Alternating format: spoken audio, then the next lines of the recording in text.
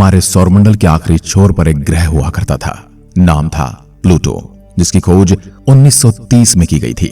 और इसके पार की दुनिया के बारे में हम आपको अपनी पिछली वीडियो में बता चुके हैं, जिसमें आप डिटेल से जान सकते हैं कि प्लूटो के पार भी एक दुनिया है जिसमें अनेक बोने ग्रहों की फौज खड़ी हुई है। 2006 से पहले यह भी हमारे ग्रहों की श्रेणी में था और इसके बाद की दुनिया को हम तब तक देख नहीं पाए थे। उसके बाद 2006 में एक निर्णय लिया गया जिसके आधार पर इसके गुण इसकी पार की दुनिया से ज्यादा मेल खा रहे थे। हालांकि इसके बहुत सारे गुण ग्रहों की श्रेणी में रखने के लिए भी मेल खाते थे, लेकिन पूरे पैरामीटर पर ये खरा नहीं उतरा और फिर इसे एक ड्वार्फ प्लैनेट की यानी एक बौने ग्रह की श्रेणी में रख दिया गया। उसके बाद जब इंसान ने धीरे धीरे सौरमंडल के बारे में और जानना शुरू किया तो हमें पता चलता गया कि प्लूटो की तरह ही हमारे सौरमंडल में सैकड़ों स्मॉल प्लैनेट्स मौजूद हैं। ऐसे में 2006 में आखिरकार प्लूटो को ग्रहों की श्रेणी से हटाकर एक बौने ग्रह की श्रेणी का दर्जा दे दिया गया। आज की इस वीडियो में हम जानेंगे कि प्लूटो पर अगला इंसानी स्पेस मिशन कब जाने वाला है और न्यू हॉरिजॉन्स मिशन ने आज तक प्लूटो पर क्या देखा और क्या उसने अपने रिसर्च में पाया। प्लूटो पर अगला मिशन प्लूटो ऑर्बिटर मिशन कब लॉन्च किया जाएगा और उसके उद्देश्य क्या होंगे। 2006 में लॉन्च किया गया नासा का न्यू हॉरिजॉन्स इस ड्वार्फ प्लैनेट का करीब से अध्ययन करने वाला पहला मिशन बना। जुलाई 2015 में यह मिशन प्लूटो के करीब से होकर गुजरा, जिस दौरान इसने इस ड्वार्फ प्लैनेट का करीबी से अध्ययन किया। इस अध्ययन के दौरान वैज्ञानिकों को ड्वार्फ प्लैनेट प्लूटो से जुड़ी कई महत्वपूर्ण जानकारियां पता चलने लगी, जिसने वैज्ञानिकों का इस ड्वार्फ प्लैनेट को देखने का नजरिया हमेशा के लिए बदल दिया। शुरू में वैज्ञानिकों का यह मानना था कि प्लूटो एक इनएक्टिव आइस जाइंट है, जहां वैज्ञानिकों के लिए जानने के लिए कुछ खास नहीं है। वैज्ञानिक इसे एक बर्फ का गोला मानकर चल रहे थे क्योंकि इसकी सूर्य से दूरी इतनी ज्यादा थी। पर न्यू हॉरिजॉन्स द्वारा जुटाई गई जानकारी से हमें पता चला कि प्लूटो हमारी सोच से कहीं ज्यादा एक्टिव है। इस पर जानने के लिए चीजें मौजूद हैं। यहाँ एक्टिव आइस वोल्केनोज और नाइट्रोजन आइस से बने हुए विशाल पहाड़ मौजूद हैं। साथ ही प्लूटो में एक निरोजन रिच एटमॉस्फेयर मौजूद है। इसकी वजह से यहाँ तेज हवाएं चलती हैं। साथ ही वैज्ञानिकों का मानना है कि यहाँ बर्फ के मोटी परत के नीचे लिक्विड वाटर के महासागर भी मौजूद हो सकते हैं, जहाँ किसी प्रकार का जीवन फल फूल रहा हो। द न्यू हॉरिजॉन्स मिशन के दौरान हमें प्लूटो का अध्ययन करने के लिए केवल कुछ दिनों का समय मिला था। साथ ही फ्लाई बाय की वजह से हम प्लूटो के केवल 40% हिस्से का अध्ययन कर पाए थे, वो भी काफी पुराने साइंटिफिक इंस्ट्रूमेंट के साथ, जिसकी वजह से हमारी स्पेस एजेंसी नासा प्लूटो के बारे में और अच्छे से जानने के लिए और उसका लंबे समय तक अध्ययन करने के लिए एक विशेष प्लूटो ऑर्बिटल मिशन पर काम कर रहा है, जो कि लंबे समय तक प्लूटो के ऑर्बिट में रहकर उसके एटमॉस्फेयर, सरफेस वाटर और उसके मून का अध्ययन कर सकेगा। अब बात करते हैं कि न्यू हॉरिजॉन्स मिशन ने प्लूटो पर क्या देखा, जिसने वैज्ञानिकों का इसके बारे में नजरिया बदल दिया और वैज्ञानिकों की इसके बारे में जानने की दिलचस्पी को और बढ़ा दिया। बौना ग्रह प्लूटो कुइपर बेल्ट में मौजूद सबसे बड़ा ऑब्जेक्ट है।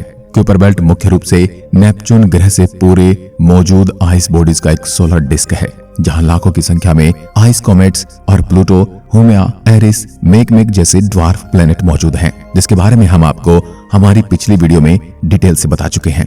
प्लूटो के लिए नासा ने अब तक कोई स्पेसिफिक मिशन लॉन्च नहीं किया है। प्लूटो के बारे में मिली हमें अब तक की सारी जानकारी न्यू हॉरिजॉन्स नाम के इंटरप्लैनेटरी मिशन से मिली थी, जिसने बाद में जाकर 1 जनवरी 2019 को एक और कुइपर बेल्ट ऑब्जेक्ट अल्टीमा थूले की फ्लाई बाय को पूरा किया। न्यू हॉरिजॉन्स मिशन से हमें प्लूटो के बारे में बहुत सारी ऐसी चीजें जानने को मिली जो दुनिया भर के वैज्ञानिकों के लिए बिल्कुल नई थी, और इसी मिशन ने वैज्ञानिकों के लिए एक आम से लगने वाले ड्वार्फ प्लैनेट को बेहद ही खास और रोचक बना दिया। शुरू में वैज्ञानिकों का मानना था कि प्लूटो एक आइस ड्वार्फ प्लैनेट है जो लाखों सालों से इनएक्टिव है और ऐसे ही पड़ा है, जहाँ सदियों से कोई भी किसी भी प्रकार की कोई हलचल नहीं होती, और इसी वजह से शुरू में वैज्ञानिकों ने इस ड्वार्फ प्लैनेट पर कोई खास रुचि भी नहीं दिखाई थी। पर हाल ही में प्लूटो पर किए गए अध्ययनों और न्यू हॉरिजॉन्स मिशन द्वारा जुटाई गई जानकारियों से हमें पता चला कि प्लूटो एक बेहद ही एक्टिव सोलर बॉडी है। यहाँ एक नाइट्रोजन रिच एटमॉस्फेयर मौजूद है, जो कि काफी हद तक हमारी पृथ्वी की तरह है। दिन के समय सरफेस में जमी हुई बर्फ भाप बनकर उड़ने लगती है, जो कि तेज हवाओं के जरिए इस ड्वार्फ प्लैनेट के एक छोर से दूसरे छोर तक का सफर तय करती है। पर रात के समय यहाँ का तापमान काफी कम हो जाता है, जिस वजह से ये वापस नाइट्रोजन आइस के रूप में जम जाते हैं। यह सिलसिला लाखों सालों से यहाँ ऐसे ही चल रहा है। साथ ही यहाँ सरफेस पर वैज्ञानिकों को एक्टिव आइस वोल्केनोज का भी पता चला है, जो कि ये बताता है कि प्लूटो का कोर अभी भी काफी एक्टिव हो सकता है। वैज्ञानिकों को यहाँ सरफेस पर ऑर्गेनिक मॉलिक्यूल्स और नाइट्रोजन आइस के जमे हुए कई किलोमीटर के लंबे और विशाल पहाड़ों का भी पता चला है। जब वैज्ञानिकों ने प्लूटो के सरफेस का अध्ययन किया तब उन्हें पता चला कि केवल कुछ लाख सालों पहले तक यह ड्वार्फ प्लैनेट ज्योग्राफिकली काफी एक्टिव रहा होगा। साथ ही वैज्ञानिकों के अनुसार काफी संभावना है कि इसके कई किलोमीटर विशाल मोटी बर्फ की परत के नीचे सब सरफेस लिक्विड वाटर के महासागर मौजूद हों। पर न्यू हॉरिजॉन्स मिशन जब प्लूटो से करीब से होकर गुजरा तब वैज्ञानिकों के पास इस ड्वार्फ प्लैनेट का अध्ययन करने के लिए केवल कुछ दिनों का वक्त और सीमित साइंटिफिक इंस्ट्रूमेंट थे, जिस दौरान वैज्ञानिक इस ड्वार्फ प्लैनेट के बारे में काफी कम जानकारियां जुटा पाए। जब न्यू हॉरिजॉन्स मिशन ने प्लूटो के फ्लाईबाय को अंजाम दिया था तब इसके केवल एक साइड का ही अध्ययन कर पाया था, यानी इस ड्वार्फ प्लैनेट प्लूटो के बारे में हमारी जानकारी काफी कम है। यह मिशन प्लूटो के केवल 40% सरफेस को ही मैप और उसका अध्ययन कर पाया था। साथ ही न्यू हॉरिजॉन्स में मौजूद साइंटिफिक इंस्ट्रूमेंट काफी पुराने और कम एडवांस थे, जो वैज्ञानिकों के आज की जरूरत के हिसाब से डेटा जुटाने और प्लूटो के सरफेस का अच्छे से अध्ययन कर पाने में नाकाम रहे। अगर हमें प्लूटो के सरफेस, उसके एक्टिव कोर और वहां मौजूद सब सरफेस ओशन का अच्छे से अध्ययन करना है तो हमें वहां और भी आधुनिक साइंस इंस्ट्रूमेंट के साथ जाना होगा। साथ ही अगर हम प्लूटो और उसके मून्स के बारे में और अधिक जानकारियां जुटानी है तो फ्लाईबाय की जगह उसके ऑर्बिट में रहकर उसका और उसके मून्स का अध्ययन करना होगा, यानी कि हमें प्लूटो पर एक ऑर्बिटर मिशन भेजना होगा जो कि उसके ऑर्बिट में कई सालों तक रहकर उसके सरफेस, उसके कोर, एटमॉस्फेयर और उसके मून्स का अध्ययन कर जरूरी जानकारियां धरती तक भेज सकेगा। प्लूटो पर भेजा जाएगा प्लूटो ऑर्बिटर स्पेस मिशन, जिसकी वजह से अमेरिकी स्पेस एजेंसी नासा कई सालों से ऐसे किसी मिशन पर विचार कर रहा है, जो हाल ही में उसने प्लूटो पर एक सेपरेट ऑर्बिटर मिशन के प्रोटोटाइप पर काम करना शुरू कर दिया है। इस मिशन के प्रोटोटाइप पर काम करने के लिए नासा ने SWRI यानी कि साउथ वेस्ट रिसर्च इंस्टीट्यूट के साथ हाथ मिलाया है। यह रिसर्च इंस्टीट्यूट इससे पहले न्यू हॉरिजॉन मिशन के प्रोटोटाइप पर भी काम कर चुका है, जिसकी वजह से उन्हें काफी अच्छे से पता है कि इस तरह के मिशन को अंजाम देने के लिए किस तरह के स्पेसक्राफ्ट, साइंटिफिक इंस्ट्रूमेंट, प्रशन सिस्टम और कम्युनिकेशन सिस्टम की जरूरत होती है। प्लूटो पर भेजे जाने वाले इस मिशन को अब तक कोई स्पेसिफिक नाम तो नहीं दिया गया है और इसे अभी प्लूटो ऑर्बिटर मिशन के नाम से ही ऑपरेट किया जा रहा है। यह ऑर्बिट न्यू हॉरिजॉन्स क्लास का एक स्पेसक्राफ्ट होगा, जिसमें प्लूटो का अध्ययन करने के लिए आधुनिक साइंस इंस्ट्रूमेंट मौजूद होंगे, जो कि इसके nitrogen rich atmosphere, nitrogen ice से भरे हुए सरफेस और पहाड़, उसके एक्टिव कोर, सब सरफेस वाटर और उसके चारों मून्स का करीबी से अध्ययन करेंगे।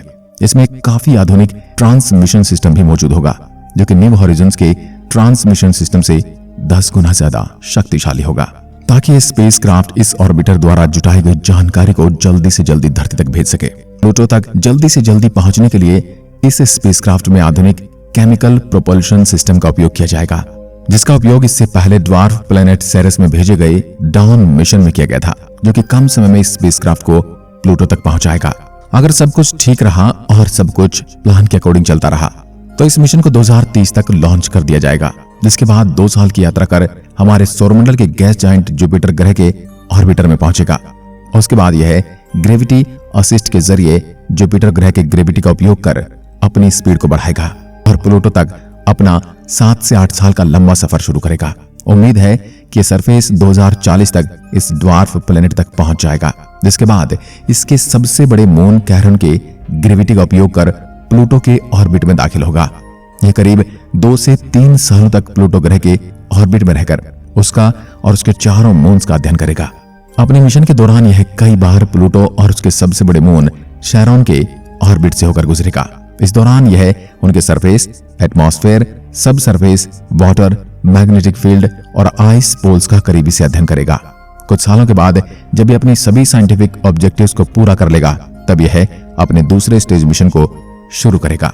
इसका दूसरा मिशन होगा कुइपर बेल्ट और उसमें मौजूद सोलर बॉडीज का अध्ययन करना।